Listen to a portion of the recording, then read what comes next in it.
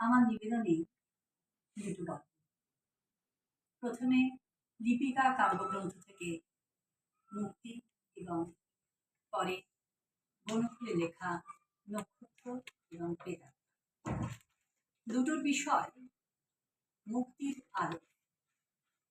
প্রথমটিতে পাই আত্মার মুক্তি, দ্বিতীয় গল্পটিতে দেশের মুক্তির জন্য যে প্রাণ দিয়েছিল সে নক্ষত্র রয়েছে।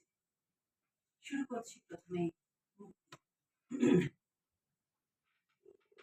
বিরোহিনী তার ফুল বাগানের এক ধারে বেদি সাজিয়ে তার উপর মূর্তি গড়তে বসল। তার মনের মধ্যে যে মানুষটি ছিল বাইরে তারই প্রতিরূপ প্রতিদিন একটু একটু করে গড়ে আর চেয়ে চেয়ে দেখে আর ভাবে চোখ দিয়ে তার জল পড়ে। কিন্তু যে রূপটি একদিন তার চিত্তপটে স্পষ্ট ছিল তার উপরে ক্রমে ক্রমে যেন ছায়া হয়ে আসছে। রাতের বেলাকার পদ্মের মতো স্মৃতির পাপড়িগুলি অল্প অল্প করে যেন মুদে এল। মেয়েটি তার নিজের উপর রাগ করে, লজ্জা পায়। সাধনা তার কঠিন হলো। ফল খায় আর জল খায় আর তৃণ শয্যায় পড়ে থাকে। মূর্তিটি মনের ভেতর থেকে গড়তে গড়তে সে আর প্রতিমূর্তি রইল না। মনে হলো এ যেন কোনো বিশেষ মানুষের ছবি নয়। যতই বেশি চেষ্টা করে ততই বেশি তফাৎ হয়ে যায়। মূর্তিকে তখন সে গয়না দিয়ে সাজাতে থাকে, 100 পদ্মের ডালি দিয়ে পুজো করে। সন্ধেবেলায় তার সামনে গন্ধ তেলের প্রদীপ জ্বালে। সে প্রদীপ সোনা, সে তেলের অনেক দাম। দিনে দিনে গয়না বেড়ে ওঠে, পুজোর সামগ্রীতেই বেদি যায় ঠেকে। মূর্তিকে আর দেখা যায় না। এক ছেলে এসে তাকে বলে, আমরা খেলবো। কোথায়? ওইখানে, যেখানে তুমি পুতুল সাজিয়েছ। মেয়ে তাকে হাঁকিয়ে দেয়, বলে এখানে কোনোদিন খেলা হবে না। আর এক ছেলে এসে বলে, আমরা ফুল তুলবো। কোথায়? ওই যে তোমার পুতুলের ঘরে শিওরে যে চাপা গাছটা আছে ওই গাছ থেকে ফুল তুলবো। মেয়ে তাকে তাড়িয়ে দেয়, বলে এ ফুল কেউ ছুঁতে পাবে না। আর ছেলে এসে বলে, প্রদীপ ধরে আমাদের পথ দেখিয়ে দাও। প্রদীপ কোথায়? ওই যে তোমার পুতুলের ঘরে যেটা জ্বালো।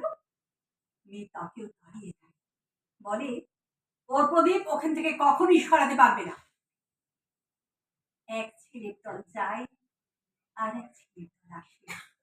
মেয়েটি শুনে তাদের কলরব আর দেখে তাদের মৃত্যু। ক্ষণকালের জন্য অন্য মনুষ্য হয়ে যায়, অমনি চমকে ওঠে। মেলার দিন কাছে এলো। পাড়ার বুড়ো এসে তাকে বললে, বাছা তুই মেলা দেখতে যাবি নে?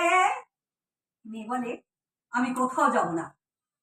সঙ্গিনী এসে তাকে বলে, চল না ভাই, মেলা দেখবি চল। মেয়ে বলে, আমার সময় নেই।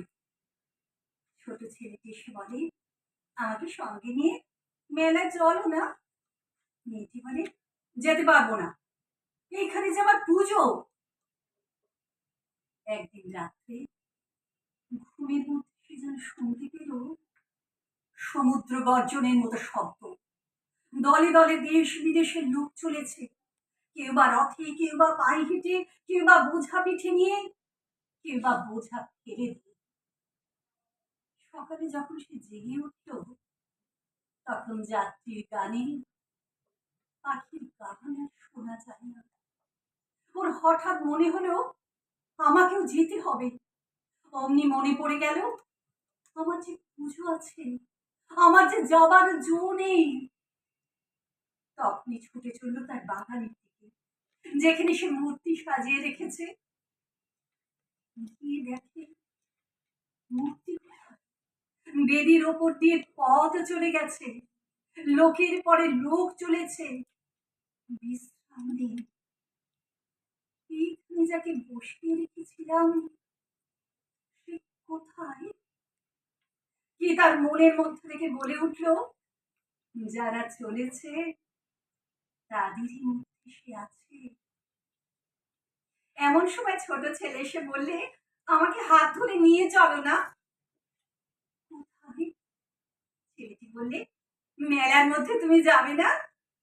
মেয়েটি বললে, হ্যাঁ আমিও যাব। যে বেদির সামনে এসে সে বসে থাকতো, সেই বেদির উপর হলো তার পথ।